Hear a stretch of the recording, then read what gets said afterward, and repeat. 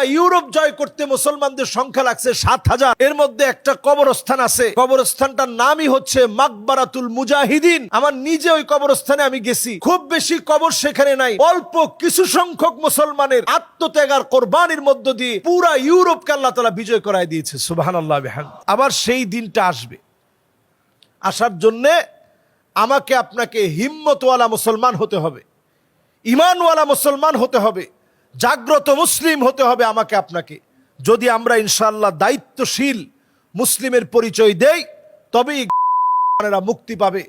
প্রত্যেকে প্রত্যেকের জায়গা থেকে প্রতিবাদ গড়ে তুলি, প্রত্যেকে প্রত্যেকের জায়গা থেকে অন্তত আল্লাহর কাছে দোয়া করতে যেন না ভুলি, প্রত্যেকে প্রত্যেকের জায়গা থেকে কাজ করার চেষ্টা করি। মনে মনে আল্লাহর কাছে প্রতিনিয়ত চাই যে আল্লাহ যেই জায়গাটা আপনি মুসলমানের কেন্দ্রবিন্দু বানাবেন, যেই জায়গার জন্য নবীজি দোয়া করে গেলেন, আল্লাহুম্মা বারিক লানা ফি শামিনা, আল্লাহুম্মা বারিক লানা ফি শামিনা, আল্লাহুম্মা বারিক লানা ফি শামিনা।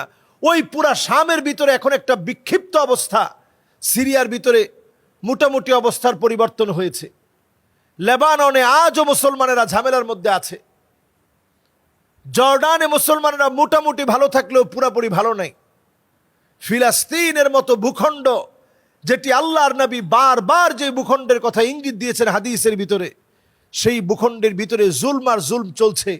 তবে ইনশাআল্লাহ বাধা দিয়ে ইসলামের এই আলোকে নিবায় দিতে পারবে না। তারা সবচেয়ে বেশি গরকত নামক একটা গাছ লাগিয়েছে।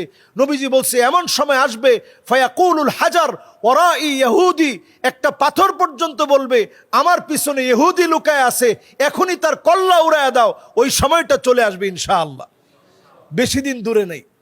শুধু একটা গাছ বলবে না, যে গাছটার নাম হচ্ছে গারকাত। এই হাদিসটা আমরা কতটুকু বুঝলাম আর ইহুদিরা কতটুকু বুঝলো চিন্তা করেন।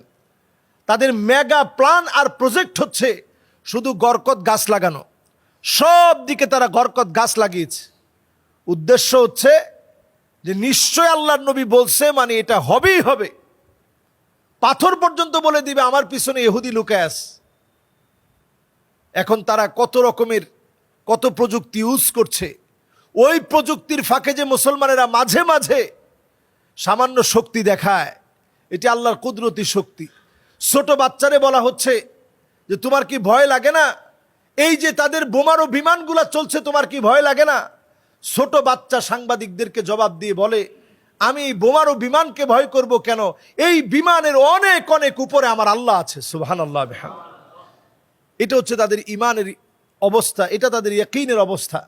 এজন্য ওই ভূমিতে ইনশাআল্লাহ আল্লাহ তাআলা অচিরেই বিজয় দান করবে। এজন্য আমরা আমাদের ইমানি হিম্মত থেকে মনোবল মজবুত করে আল্লাহর কাছে আমরা দোয়া করতে থাকি। অবশ্যই আল্লাহ রাব্বুল আলামিন মুসলমানদেরকে আল্লাহ তাআলা হেফাজত করবে, আমিন।